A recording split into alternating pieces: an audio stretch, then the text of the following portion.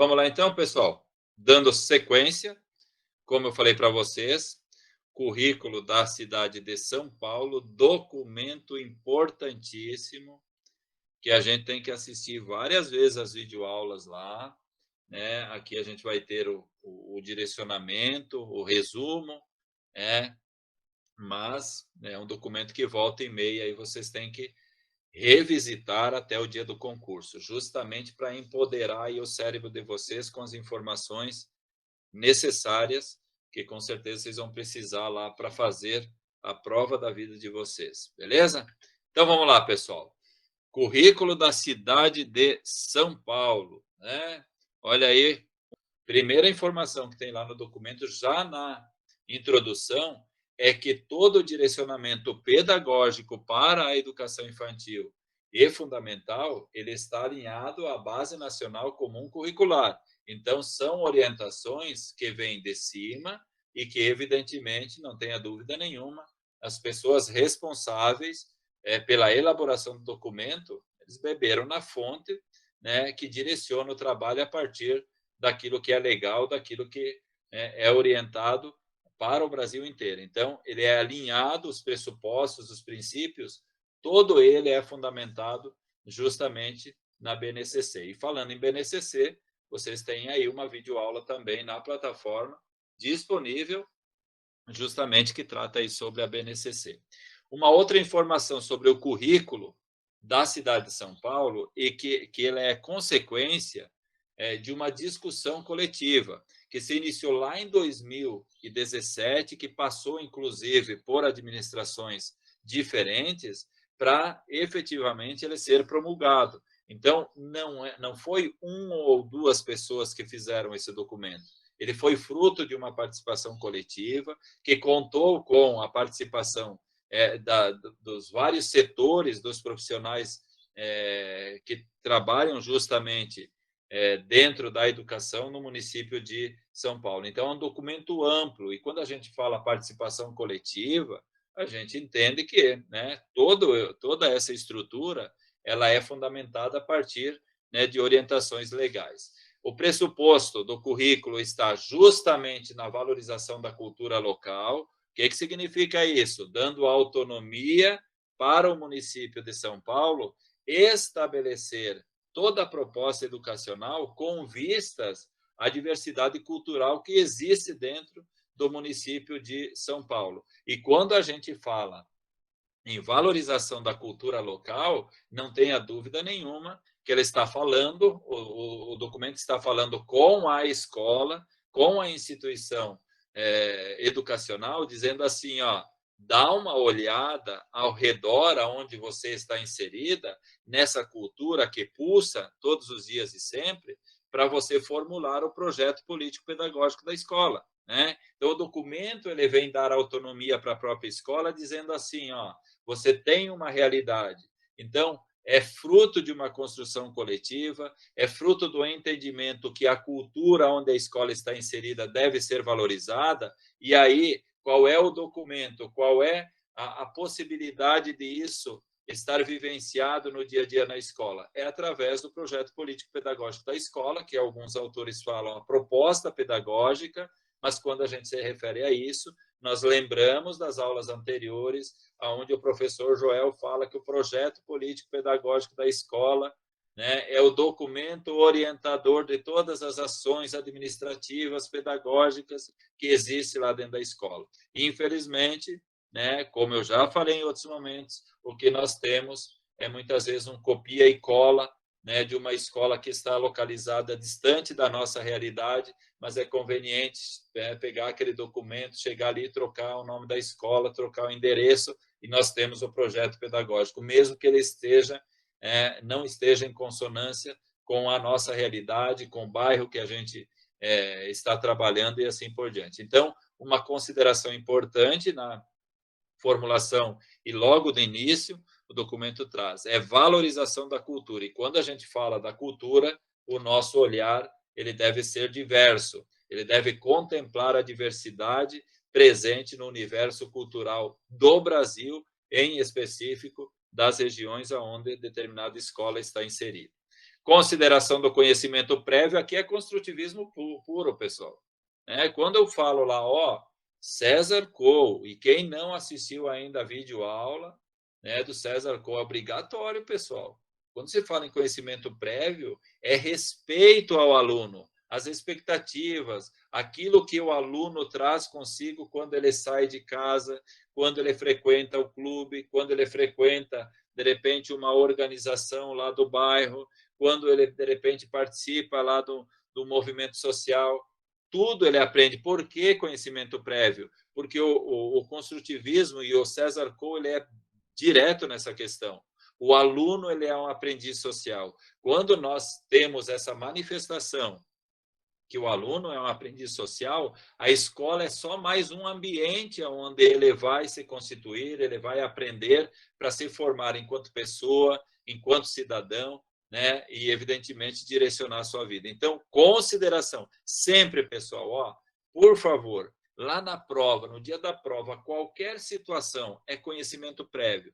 Como é que eu faço, como é que eu tenho conhecimento do conhecimento que o aluno já tem? A partir da avaliação diagnóstica. A avaliação diagnóstica sempre é o norte para o trabalho do professor. Então, olha só, isso é qualidade, pessoal, e nós não vamos trocar isso por nada. Garantia do direito de aprender. Aliás, pessoal, isso deve ser assimilado não só pelo nosso cérebro, mas para o nosso conhecimento. Só existe uma função de professor, só existe uma função de diretor, só existe uma função de coordenador pedagógico, só existe uma função de supervisor escolar para garantir o direito subjetivo de todos os alunos. E quais são esses direitos? É de aprendizagem com qualidade. Então, toda a nossa ação ela é voltada para isso. E o documento, o currículo da cidade de São Paulo, ele vem colocar como um dos princípios orientadores. É garantia do direito do aprender. Professor Joel, como que pode ter lá na prova uma questão relacionada a isso? Os alunos aprendem da mesma forma? Não. Os alunos hoje, a concepção de aprendizagem é que eles aprendem de forma diferente. Então, para você garantir, professor, na sua ação, lá para a prova e para a prática, que o aluno tenha o seu direito de aprendizagem assegurado, você deve agregar na sua prática, N possibilidades de metodologias. Você não vai ter uma metodologia só. Você vai ter várias metodologias para contemplar a especificidade de cada aluno. Volta a ser repetitivo o que eu sempre estou falando. A sua sala, professor, não é aquela caixinha de fósforo onde todos os alunos são iguais. Há uma diferença, há uma diversidade que contempla justamente a tua sala de aula. E aí, de repente, o Pedrinho, ele tem uma necessidade especial, ele aprende de uma forma, O Joãozinho não, o Joãozinho, ó, pega no estalo de dedo, Então, só aqui nesse exemplo, você tem que contemplar o direito de aprender daquele aluno com uma metodologia diversificada. Legal, né, pessoal? Ô, Jesus, hein? Quero ver como é que esse povo não aprende. Aprende ou aprende. O currículo da cidade também ele aliás, a base dele, é estruturado em conhecimentos, e quando a gente fala em conhecimentos, é o conhecimento que está lá na cultura, da onde a escola está inserida, mas também tem os conhecimentos historicamente produzidos pela sociedade, que aí vem todo o conhecimento científico, tecnológico para amparar, a escola de um universo além daquilo que é a sua realidade.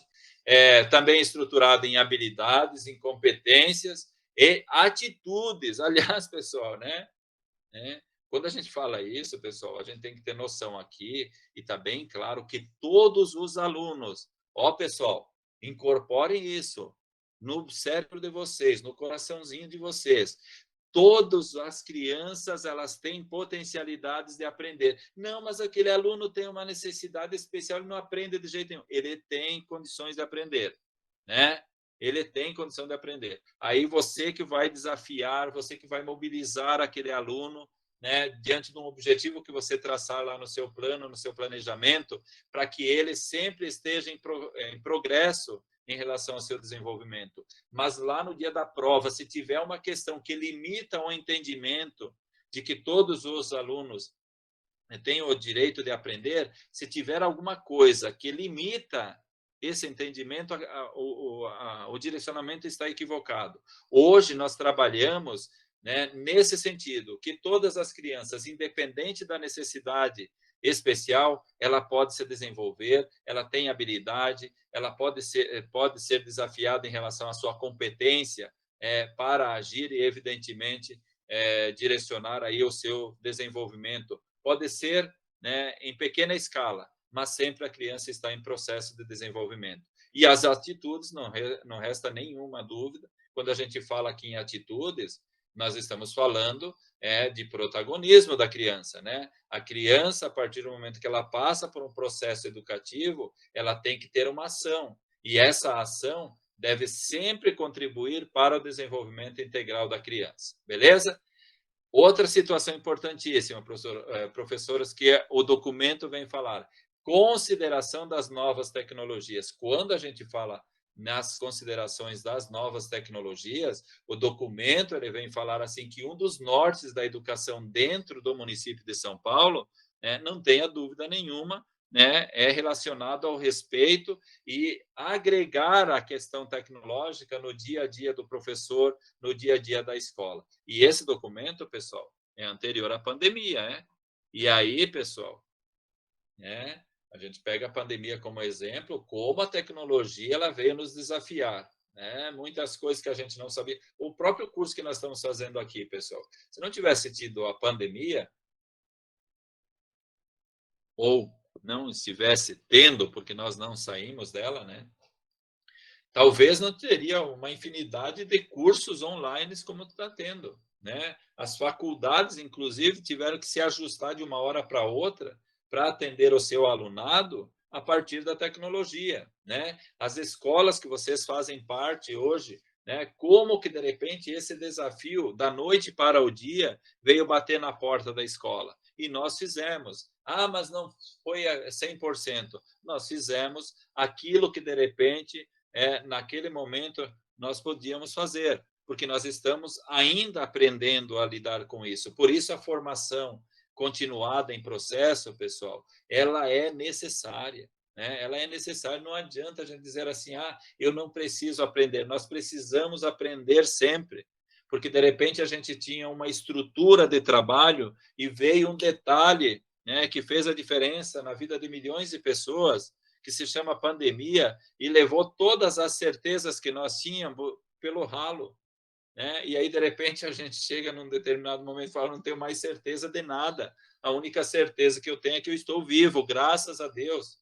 Então, quando a gente fala em consideração das novas tecnologias, é agregar o mundo tecnológico, né, na vida, né, da escola como um todo. E aí, pessoal, quando a gente fala ali conhecimento prévio do aluno, hoje os alunos têm um celular melhor do que o nosso, ele tem um aparato tecnológico dentro de casa melhor do que o nosso, né? E de repente aquele aluno, né, que está lá recebendo uma informação antes de vir para a escola, se ele não for desafiado da melhor maneira possível, né, aí o que vai acontecer? Né? Ele vai se sentir motivado para estar na escola? Não. Se ele não se sentir motivado, uma das consequências disso é a indisciplina. Então, no documento, né, do município de São Paulo, no currículo da cidade, ele vem aí fazer considerações importantíssimas a respeito da consideração das tecnologias no processo educativo. Recuperação contínua e todos podem aprender. Olha o que eu falei anteriormente, pessoal. Quando a gente pega na recuperação contínua, isso é princípio da LDB. Por quê? Pode-se ter lá a recuperação no final do bimestre, no final do semestre, no final do ano, não tem nada que desabone isso. Mas o pressuposto da recuperação contínua, ela acontece no dia a dia. O professor está fazendo uma atividade, ele observou que 5, que 10 alunos, eles não tiveram o aprendizado que se esperava, é ali, no momento pontual, que tem que ter a recuperação. Guardem isso, pessoal. Não é em momento limitado, não é em momento assim a dizer, é aqui só que eu vou fazer, é lá no final do bimestre. Não, é durante o percurso todo. E aí você não vai fazer da mesma forma, você vai utilizar uma metodologia diferente, justamente para contemplar esse direito que todos têm, evidentemente, de aprender, e você está ali para garantir o direito de aprendizagem a todas as crianças. Beleza? Olha só, pessoal, quanta informação positiva, né? E o documento aí é cheio disso. Consideração que o aluno aprende de diversas formas, foi o que eu falei anteriormente, por isso há necessidade, evidentemente, de diversificar as nossas práticas. Mas não é só um trabalho isolado do professor, né? É um entendimento coletivo, porque o direito de aprender da criança é responsabilidade de todos. Então, não tenha dúvida nenhuma que a gestão da escola ela deve buscar meios e prover meios para que o professor tenha essas várias tecnologias, essas várias formas de se dirigir ao seu aluno, a diversidade presente para que ele possa aprender. E aí, quando eu falo assim, o diretor da escola, a gestão da escola, nós temos que lembrar que nós também temos uma responsabilidade muito grande. Quando a gente pega lá o artigo 13 da LDB, o professor falando da LDB novamente, pessoal, o que nós estamos falando aqui está na LDB, né? Vem direcionar para o currículo da cidade de São Paulo, mas é todo amparado na LDB. Aí, quando a gente pega lá o artigo 13, ele está falando da nossa participação, inclusive no conselho escolar. Por que é importante? Porque é lá no conselho escolar que se define aonde vai ser feito o investimento, né? E se nós, muitas vezes, nos negarmos, né, a participar, a gente é corresponsável, porque, de repente, você tinha uma necessidade dentro da sua sala de aula e aí você resolveu trocar o piso da sala do diretor, né? Porque aí o piso estava lá com risco, teve que tirar aquele piso lá, porque senão a escola não seria a mesma. Quando eu, muitas vezes, tomo uma decisão de não participar, eu sou corresponsável por tudo que está acontecendo. É a mesma coisa o cidadão que vai lá, está vivendo uma realidade e vai anular o voto.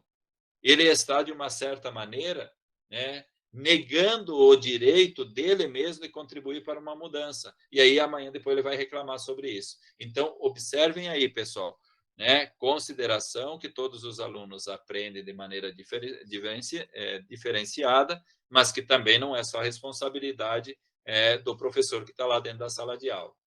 É compromisso de todos.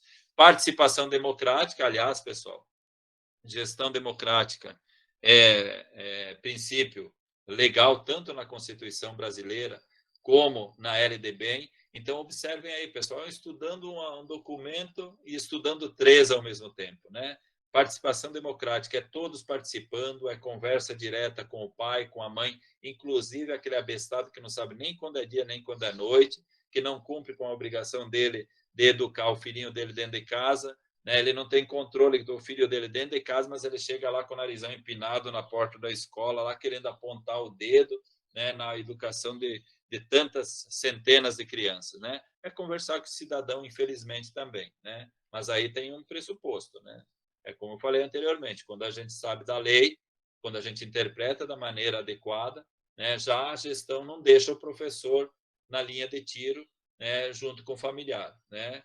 Você questionar o pai não é mal nenhum, né? Porque, de repente, o cidadão, o filho dele, xinga, agride todo mundo, né, todos os dias. Quando ele encontra alguém que prega a mão na orelha dele, aí vem o pai lá cheio de direito, né? Não é porque o meu filho foi agredido, só que ele mesmo não corrigiu o filho dele no procedimento do dia a dia. Essa participação democrática ela tem que sempre ser responsável, e é algo que é construído, né? E não é, o cara sem razão vai ter a razão, né? Por isso que se fala, é construído. Participação democrática ela deve ser institucionalizada. É um crescimento que se dá, para se discutir justamente aquilo que vai dar um alento positivo para a escola. Beleza, pessoal? Bastante informações. Nessa lâmina aqui, pessoal, eu peço para vocês, porque eu sempre falo, né? Eu não falo assim, sublinhe, né? Aqui é um coraçãozão, viu, pessoal? Deixar ele dentro do coração aí, que a gente tem que guardar no coração, porque aí tem muitas informações relevantes que podem estar lá como são princípios orientadores do currículo, pode estar lá em forma de questão no dia da prova, sem dúvida nenhuma. Legal, pessoal? Vamos lá, vamos lá. E aí vem falar do currículo propriamente dito, né? O que é o currículo? É o norte de tudo aquilo que acontece, né, dentro da sala de aula, dentro da escola como um todo. Nós temos o projeto político-pedagógico, que é um documento mais amplo, que fala sobre as expectativas da escola, que tem todas as informações, tanto administrativas como pedagógicas, inclusive os projetos a serem realizados, tem as informações, né, da realidade que a escola está inserida, mas tem o currículo também, que é o norte propriamente daquilo que de pedagógico acontece no dia a dia da escola. E aí eu coloquei aí, porque o documento ele traz isso. O currículo é o caminho, é a organização pedagógica que acontece o tempo inteiro. Aí, se você pegar aqui, ó, ele considera o presente e o vivido, aquilo que está acontecendo, o visível e o oculto, o esperado e o inesperado. Ele se traduz nas ações cotidianas. Então, observem, pessoal, todas as ações que acontecem. Ah, tem o currículo formal, né? Mas tem o currículo oculto também. Então, é essa visão que nós temos que ter. É toda a organização, todas as ações pedagógicas que são desenvolvidas no dia a dia, no trabalho, em forma das atividades permanentes, em forma das atividades sequenciais, em forma dos projetos que nós vimos na última aula. Todas essas ações é propriamente o currículo, né? E qual é o objetivo de um currículo forte? É visar atender aquelas 3 finalidades da LDB, pessoal. Quais são as 3 finalidades, professor? Lembra aí? Lembro com muito prazer, né? Só não me chama de chato, viu?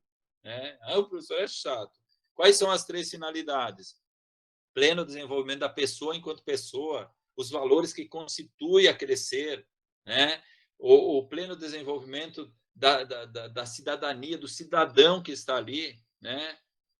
Da pessoa, preparo para o exercício da cidadania, sua qualificação para o trabalho, as 3 finalidades. Então, tanto o projeto político-pedagógico da escola, como o currículo, ele tem a finalidade de contemplar todas as expectativas de aprendizagem, de formação, de constituição daquele ser que todos os dias ele bate na nossa porta e ele é aluno. Então, o currículo ele visa considerar tudo aquilo que é esperado, aquilo que é inesperado também, porque de repente acontece algo lá na rua da escola e isso acaba explodindo dentro da sala de aula. Aí o professor vai deixar, de repente, trabalhar isso, de repente você observa uma agressão lá fora, né? Na entrada da escola. As crianças todas observaram, de repente, até uma ação violenta. Aí você chega lá, 5 para 7, 7 horas da manhã, você entra dentro da sala de aula. Ah, não, mas eu tenho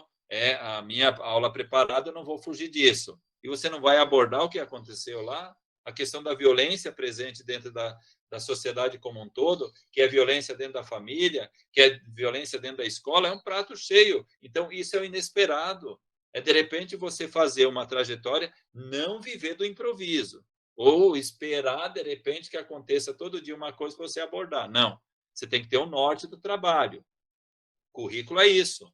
É o norte, é o caminho, conforme eu falei aí. Mas você tem que contemplar essas situações, né? É utilizar aquilo que acontece de repente, né? Uma situação que aconteceu, ou que está acontecendo no mundo, né? A guerra lá da Ucrânia. Não vai ser utilizado isso dentro da sala de aula, que isso tem consequências na nossa vida toda. Então, currículo, pessoal, é tudo aquilo que acontece no dia a dia. E como colocado aí, né? Está diretamente ligado à organização pedagógica, todas as ações que nós desenvolvemos no dia a dia, né? E aí tem uma consideração por aquilo que acontece no momento também, né? Tem uma organização, tem uma contemplação dos conhecimentos historicamente produzidos pela sociedade, mas que, de fato, muitas situações, né, elas acontecem de forma inesperada e tem que ser contemplada no dia a dia. Beleza? Fácil estudar dessa forma, né, pessoal? Legal?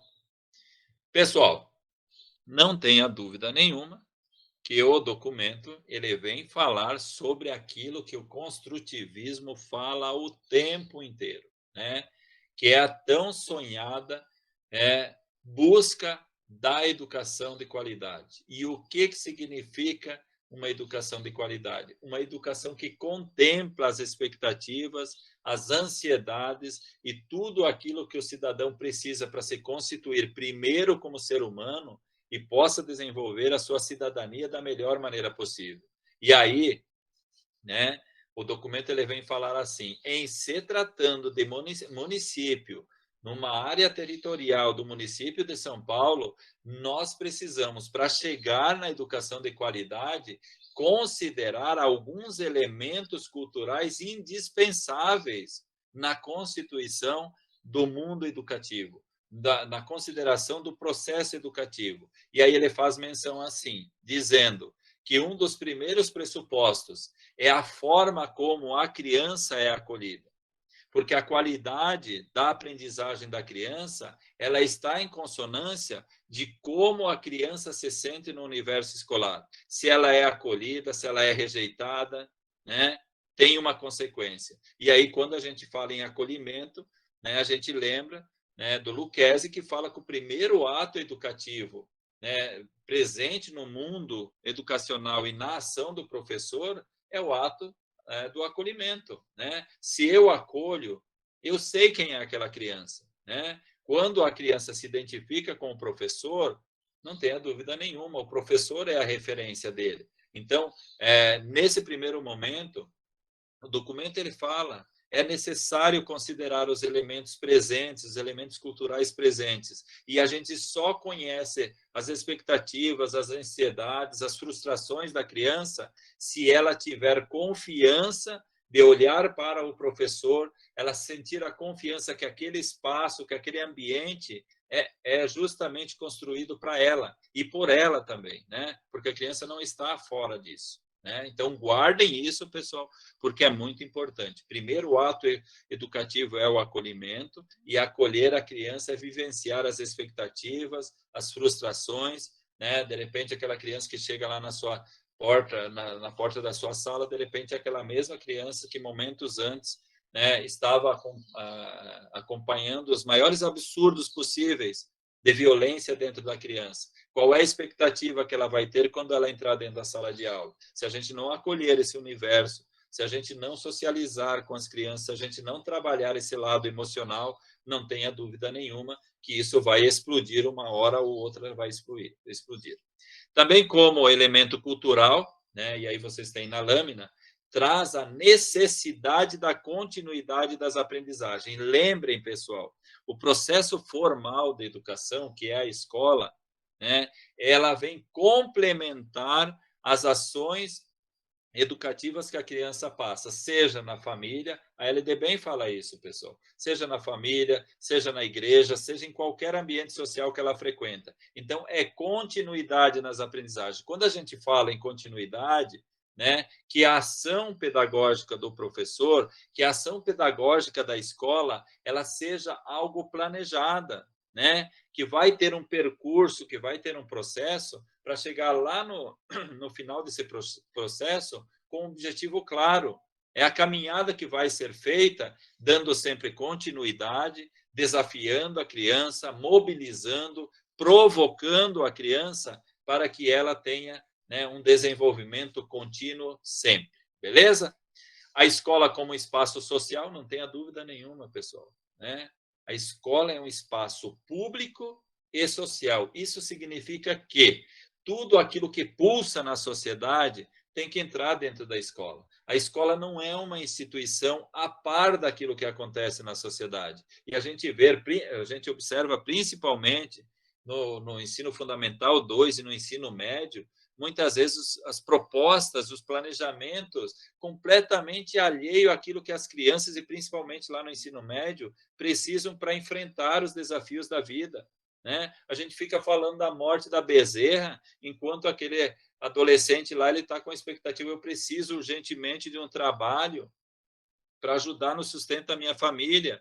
E a gente fica lá com receita de bolo que passa na Ana Maria Braga. Aliás, vocês estão percebendo aqui, né, pessoal, que o meu curso Não tem nada de receita de bolo, né, vocês compraram um curso, né, que aí se fosse para ter a receita de bolo, ia passar aí os horários da Ana Maria Braga. Então, pessoal, a escola deve respirar o que acontece no espaço social, né, trabalhar e que tudo aquilo que trabalhe, e se trabalhe dentro da escola, tem uma consequência na vida prática daquele cidadão. É ligar, pessoal, é ligar, é esse encaixe de situações, que a escola tenha uma serventia na vida da criança, que a criança entenda que ela passando por aquele processo, ela vai estar se constituindo como ser humano, como cidadão, para melhor viver e, evidentemente, enfrentar as próprias estruturas desse sistema injusto, que muitas vezes condiciona, né, a todas as pessoas, inclusive nós, em todos os momentos. Também fala sobre a diversificação das aprendizagens. Vocês estão observando aqui, pessoal, né? O tempo inteiro fala em aprendizagem, né? Porque tem um norte aqui, pessoal. Quando a gente fala em aprendizagem, é porque todos aprendem. O professor aprende, o diretor aprende, o supervisor escolar aprende, a criança aprende. São todos aqueles que estão em processo de aprendizagem constante, né? Se fosse aqui diversificação do ensino, estava falando, ou estaria falando diretamente da prática docente. Mas quando a gente pega diversificação da aprendizagem, quando a gente fala continuação das aprendizagens, o foco em quem está aprendendo. Como o norte é uma educação de qualidade, visando, né, o pleno desenvolvimento da pessoa, o preparo para o exercício da cidadania e também, né, a qualificação para o trabalho, está falando do aluno. Então, observem aí, pessoal, um documento assim bastante importante em se tratando, claro, dos objetivos que é o concurso no município de São Paulo. Legal, pessoal? Aqui também, ó, pessoal, coraçãozinho aqui, viu? Né? São informações aí que, né, a gente não pode negociar, né? Tranquilo? E aí, pessoal, o documento, ele vai perpassando, ele tem vários artigos, e aqui eu estou trazendo aqui o resumo do resumo, né, o mapa mental. O correto, pessoal, é depois, se vocês tiverem um tempinho, depois dessa aula, para fortalecer na íntegra o que nós estamos estudando, vocês tendo tempo, eu me programei, eu vou assistir a aula do professor Joel no sábado de manhã, no sábado à tarde vou estar meio cansado, porque eu tenho um monte de coisa para fazer em casa também, mas no domingo de manhã eu quero dar uma olhada lá nos documentos, lá na plataforma do curso. O correto é depois que vocês estudaram esse documento aqui, o currículo da cidade de São Paulo, entrar lá na plataforma, seja amanhã ou durante a semana, e assistir na íntegra a videoaula, né? É assim que a gente fortalece, porque aí a gente tem um norte. O que nós estamos vendo aqui está fortalecendo lá, e o que está fortalecendo lá está presente aqui também. Então, é esse movimento, conforme eu falei, né? Um movimento espiral que sempre tem que estar orientando os passos na educação.